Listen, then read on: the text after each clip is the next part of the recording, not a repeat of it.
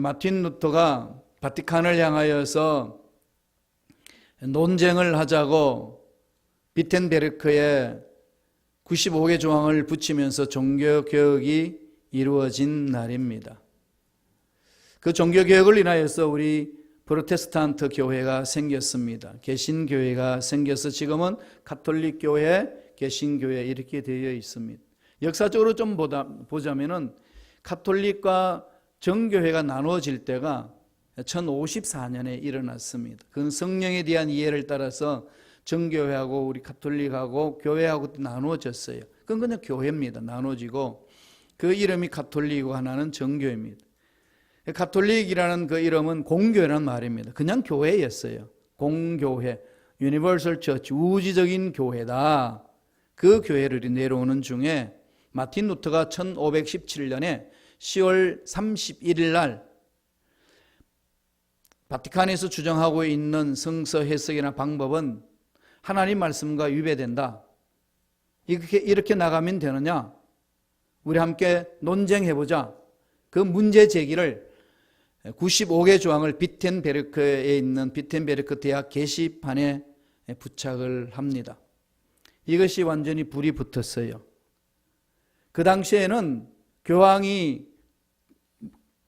무호기 때문에 성경 위에 있습니다. 성경 권위보다도 교황의 권위가 더 강했습니다.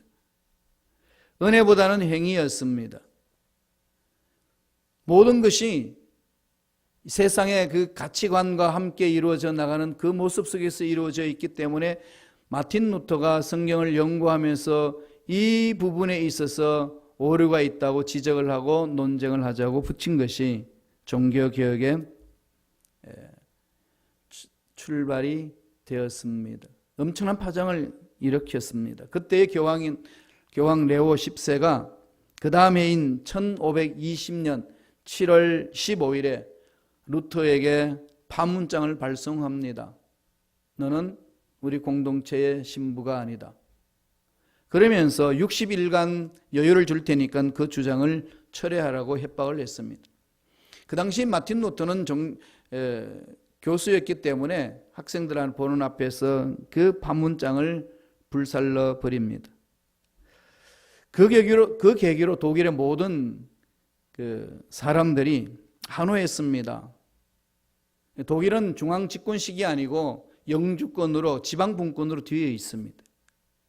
그래서 결국은 그것이 영주들이 보호함으로 인하여서 마틴 루터가 종교개혁을 성공할 수가 있게 되었습니다. 이 마틴 루터가 종교개혁하기 이전 하나님은 400년 전부터 하나님의 원하시는 교회 공동체를 만들기 위한 운동이 싹트기 시작했습니다. 발도루스로부터 이클리프로부터 그다음에 우리가 내년에 종교개혁 발자취를 탐방하는 그 지역 체코에 있는 얀 후스 100년 전에 이런 개혁을 했는데 다 실패를 했습니다. 그리고 50년 전에는 사브나로라가 했는데 그것도 이루어지지 않았어요. 그리고 드디어 루테 때 와서 그 일이 열매를 맺습니다. 이런 과정을 바라본다면 400년 전에 그 일을 감당해왔던 일꾼들이 실패했을까요? 아닙니다. 하나님이 준비시킨 거죠. 그 당시에는 그렇게 끝난 것 같지만 미완성으로 끝난 것 같지만 그것이 씨앗이 되고 결국은 자라서 마틴 루터에 의해서 이루어졌습니다. 내년에 가보면 아실 겁니다. 칼 황제 5세가 보름스라는 지역에 국회를 열었는데 그때 마틴 루터를 불렀어요. 네가 교황의 파문장도 찢어버리고 불태워버렸다고 그랬는데 지금 여태까지 너의 주장들을 여기서 철회하면은 다시금 우리가 용서해 주겠다고. 그때 마틴 루터가 유명한 말을 했습니다. 그 보름서의 교회의 지붕이 기와장으로 이렇게 쥐어져 있는데 엄청난 그 높이와 엄청난 넓이 속에 기와장이 있으면 얼마나 많겠습니까? 마귀들이 이 교회 천정에 있는 기와장처럼 많이 있단다 할지라도 나는 하나님의 말씀 앞에 순종하겠습니다. 내가 주장한 것은 내가 더 이상 번복하지 않습니다. 그러면서 기도하기를 하나님 내가 여기 있사오니 나를 써 주옵소서. 이 선포와 함께 하나님의 보살핌을 받아서 결국은 종교개혁에 성공하여서 개신교회로 오늘 저와 여러분들이 교회 공동체를 섬기고 있습니다. 현재 한국 교회를 바라보면은 통계청에서 발표한 것을 따르면 한국 교회 교인이 한 860만 명 된다고 합니다. 옛날엔 1200만 명이라고 했는데 많이 이렇게 감소됐습니다. 외국에 선교사 보낸 숫자도 많고 열심히 하나님의 일을 감당하면서 전도하여서 교회 공동체가 튼튼하게 써갔습니다. 그래서 한국 교회는 큰 교회로, 대형 교회로 전 세계의 숫자 속에 10대 교회를 뽑으면은 7개 교회가 한국에 있습니다. 어마어마한 역사가 일어난 거죠. 여기에서 우리들이 질문을 해야 합니다. 대형 교회가 한국 교회에 그렇게 전 세계의 비율 속에 7개나 된다고 그랬는데 통계 숫자 속에 과연 우리 교회들은 교회다운가? 하나님이 기뻐하시는 그런 교회인가? 물어봐야 합니다. 교회가 세상에 빛이 되고 세상에 소금이 되고 있느냐는 겁니다. 교회란 게 뭐죠? 예수 믿는 사람들의 공동체입니다. 교회 건물이 아니에요. 이건 예배당이에요. 교회는 저와 여러분입니다. 다시 말씀드리면은 저와 여러분이 하나님 앞에 올바로 서 있느냐는 겁니다. 하나님 앞에 정직하게 서 있느냐는 겁니다. 종교개혁자들은 늘 외쳤습니다. 교회는 항상 개혁되어야 된다. 항상 개혁되어야 돼요. 신앙인 저와 여러분 날마다 개혁되어야 됩니다. 그런데 제가 이 설교하기 위해서 인터넷 사이트에 들어가서 개혁이라는 단어를 쳐봤습니다. 모든 기관에서 개혁을 외칩니다. 정부도 외치고 국회도 외치고 법조인도 외치고 교수들도 외치고 학교에서도 외치고 유치원에서도 지금 외치고 있습니다. 개혁돼야 된다. 그런데 개혁된다는 말은 외치는데 말들은 많이 나오는데 똑같은 말만 반복하고 있을 뿐이지 개혁되지 않고 있는 모습을 볼 수 있습니다. 멀리 갈 필요 없어요. 우리 교회 공동체를 봐도 그렇습니다. 여러분 어떤가요? 스스로 보세요. 교회는 예수 그리스도를 믿는 사람들의 공동체입니다. 누가 개혁돼야 되죠? 예, 우리가 개혁돼야 됩니다. 그런데 그 개혁하는 그 방법과 방향들이 똑같은 개혁이라는 말 속에서 여러 가지로 펼쳐져 있습니다. 다릅니다. 이럴 땐 어떻게 해야 되나요? 각자 달라요. 목사님 생각이 다르고 장로님 생각이 다르고 권사님 생각이 다르고 안수 집사님 생각이 다르고 성도님들의 생각이 다릅니다. 교회를 사랑하는 것도 다 사랑하는데 사랑 방법이 다른 나머지 사랑하면서도 서로 마음이 뭉쳐지지 못합니다.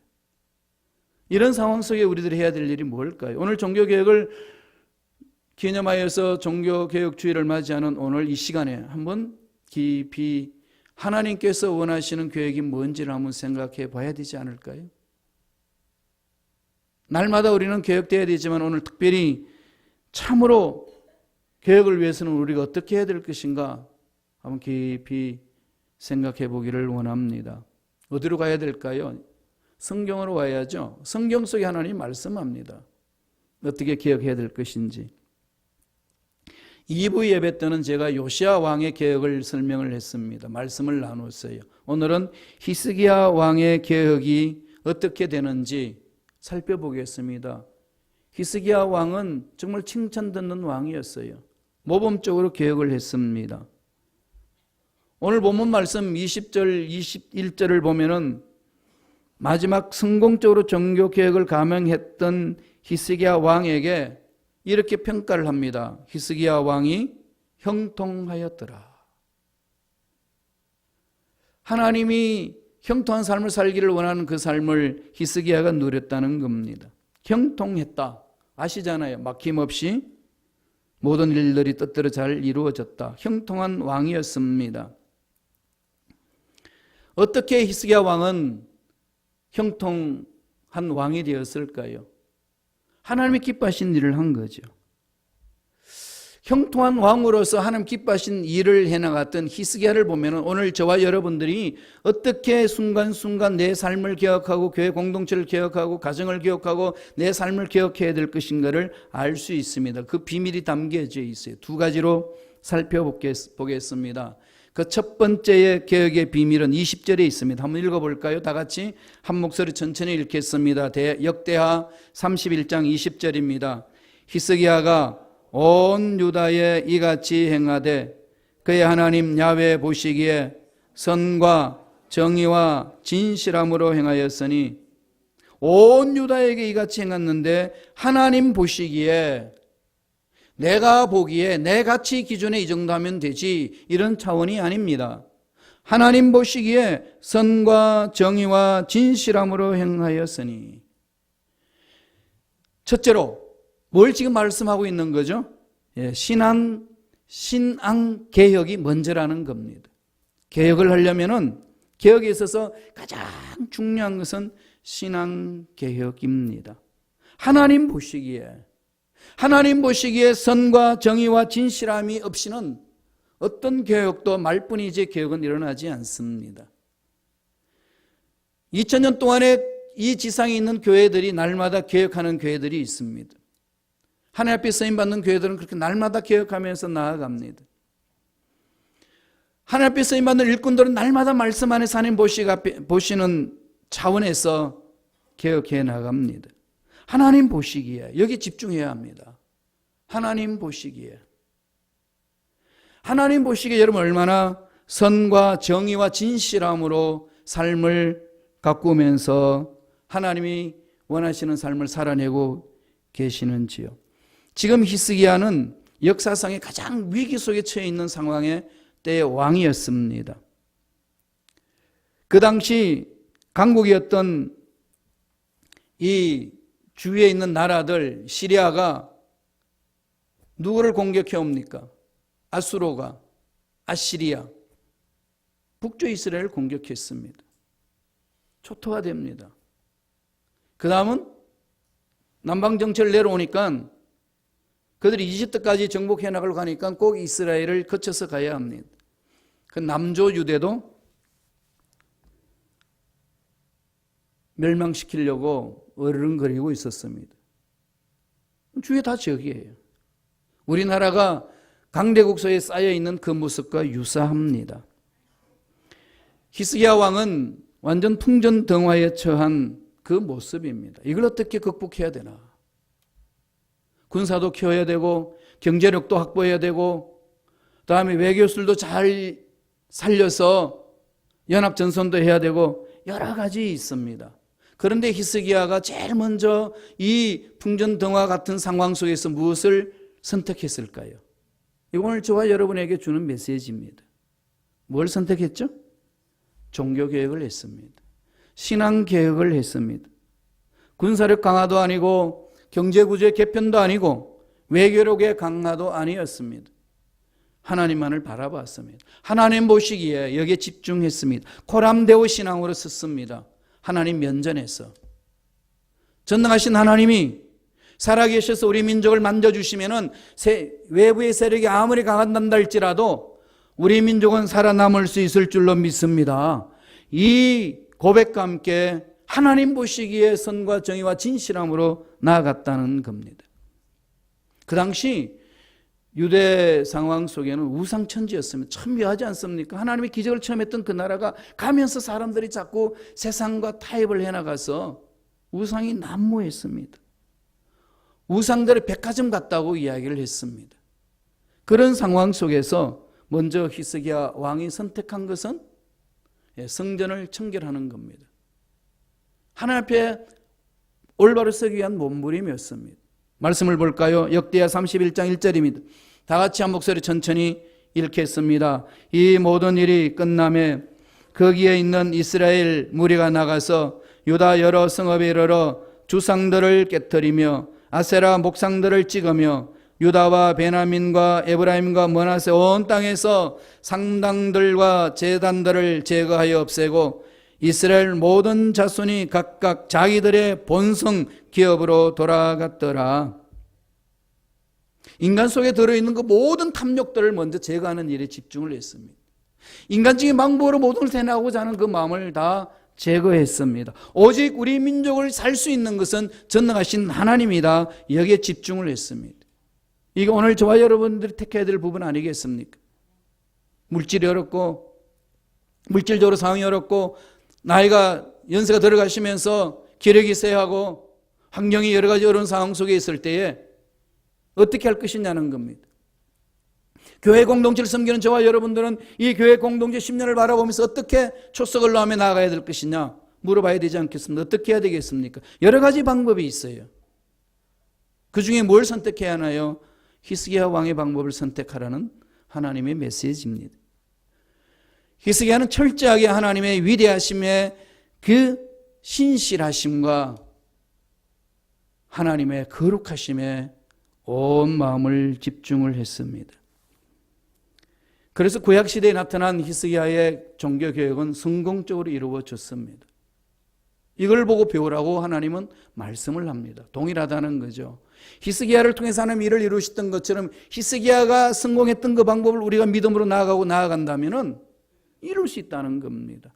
그게 우리의 문제에 답이 있다고 말씀을 해줍니다. 한 번 더 읽어볼까요? 역대하 31장 20절입니다.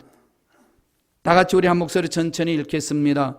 히스기야가 온 유다에 이같이 행하되 그의 하나님 야훼 보시기에 선과 정의와 진실함으로 행하였으니 온 유다에 이와 같이 행했다. 온 백성이 그렇게 행했다. 온 성도들이 하나님 말씀 앞에 섰다. 하나님 말씀 앞에 서서 뭘 했느냐? 하나님의 선을 찾고 하나님의 정의를 찾고 하나님의 진실함을 찾았다는 겁니다. 여기서 저와 여러분이 질문해야 됩니다. 여러분 하나님 앞에 얼마나 진실하게 신앙생활하고 계시나요? 본인이 압니다. 핑계할 필요 없어요. 남 볼 필요 없습니다. 무엇을 생각하고 무엇을 말하고 무엇을 행동하나요? 하나님 보시기에 그렇게 사는 사람 누가 있습니까? 이런 말 하지 마시고 스스로 한번 점검해 보세요. 신앙생활은 어떻게 하고 계시는지요? 어떻게 하나님 앞에 예배를 드리며 어떻게 하나님의 말씀을 읽으며 어떻게 하나님의 말씀에 순종하며 나아가는지요? 예배 드릴 때 여러분 어떠한 모습으로 예배를 드립니까?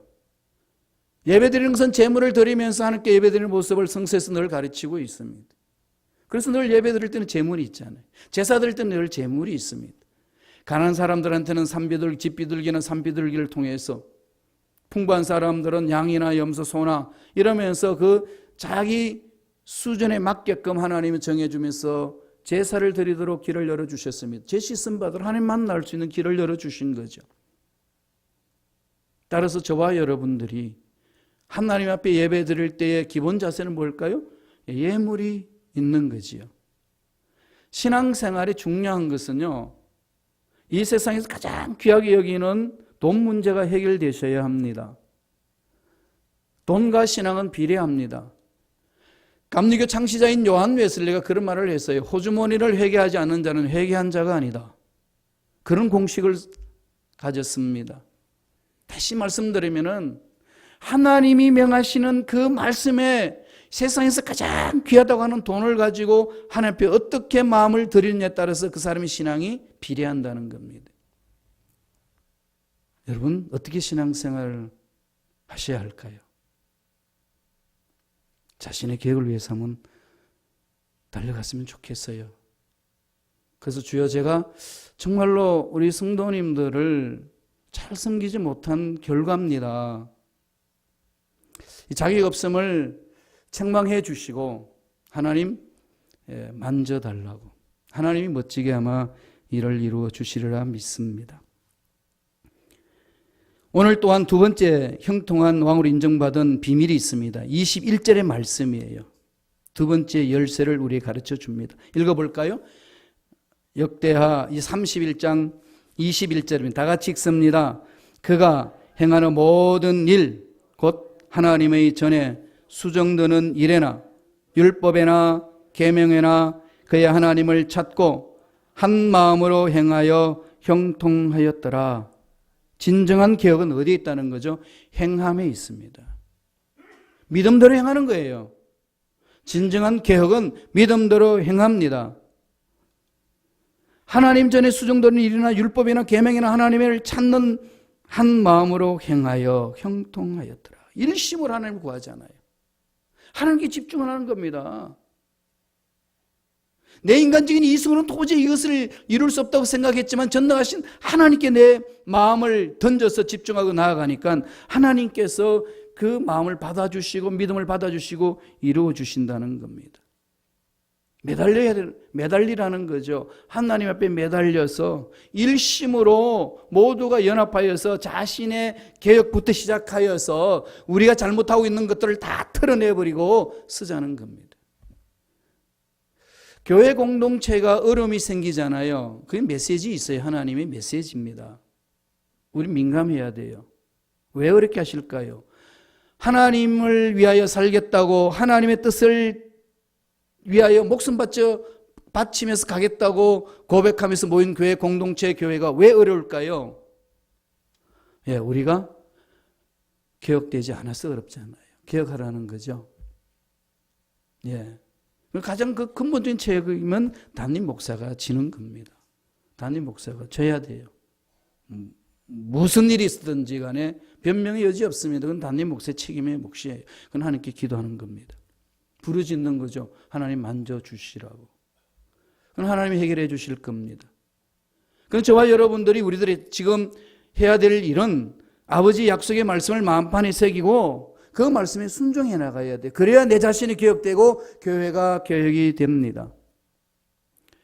시카고에 있는 많은 주의 종들하고 만나서 이야기를 나누면은 우리 시카고 이대로는 안 된다라는 것이 이구동성으로 외쳐지는 소리예요.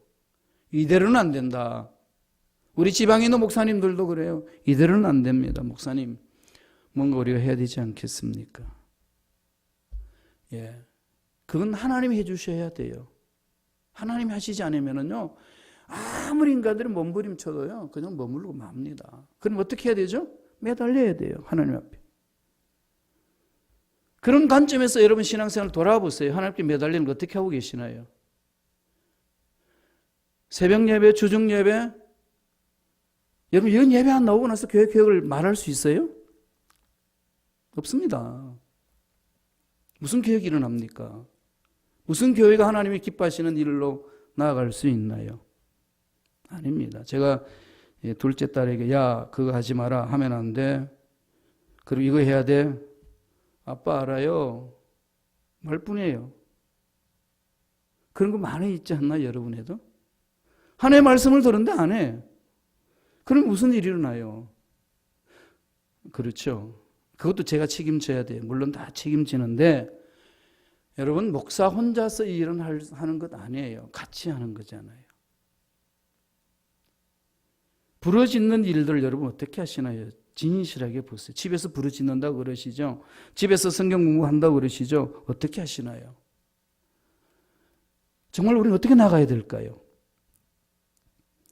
히스기야는 어떻게 했는지 한번 살펴보겠습니다. 우리 한 번 더 역대하 31장 21절 천천히 읽겠습니다. 그가 행하는 모든 일, 곧 하나님의 전에 수정되는 일에나 율법에나 계명에나 그의 하나님을 찾고 한 마음으로 행하여 형통하였더라. 하나님을 찾고 한 마음으로 행하여. 하나님을 찾고 한 마음으로 행하여. 제가 이제 7년째지 않습니까? 참 이렇게 왜 이렇게 안 뭉쳐질까요? 따로 노는 것 같은 느낌을 받을 때는 이루 말할 수 없는 이 마음의 찢어짐과 아픔이 있어요. 저는 그래도 성령을 신뢰합니다. 만져주시리라. 하나님이 만져주시리라.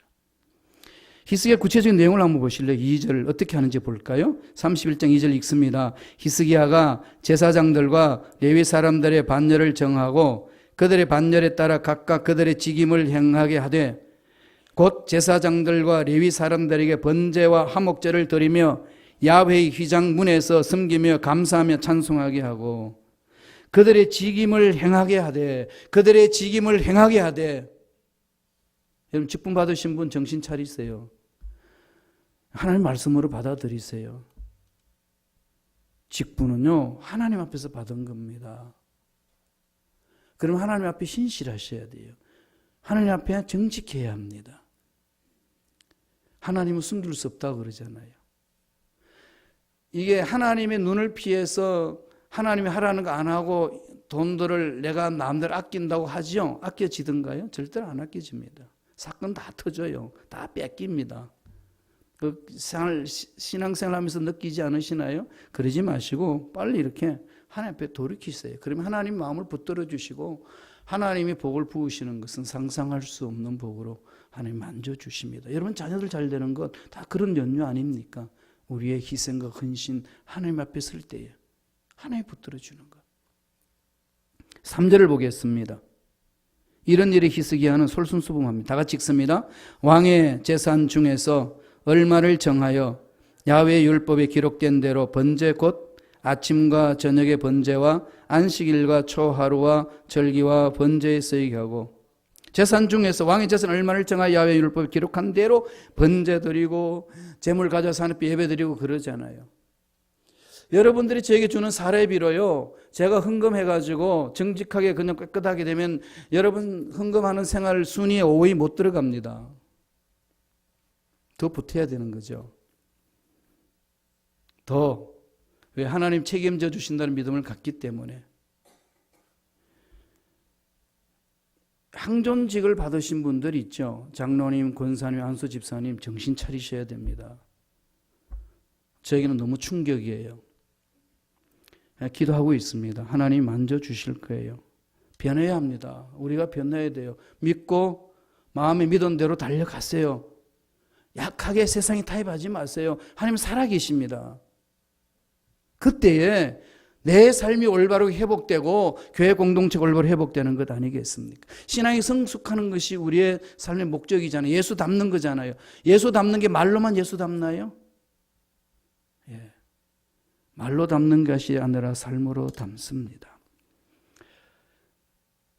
개혁만이 살 길이다. 오늘 두 가지로 우리가 던져줍니다. 첫째로 신앙 개혁이 먼저입니다. 내가 먼저 개혁해야 돼요. 내 스스로가 개혁이 되지 않고서는 개혁 안 됩니다.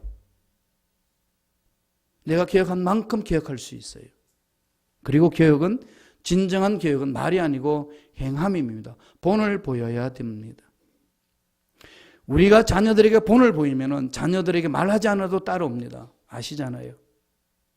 젊은 사람들에게 연세 드신 분들이 신앙의 본을 보이면은 그냥 따라갑니다. 아, 그렇게 하는 것이라고.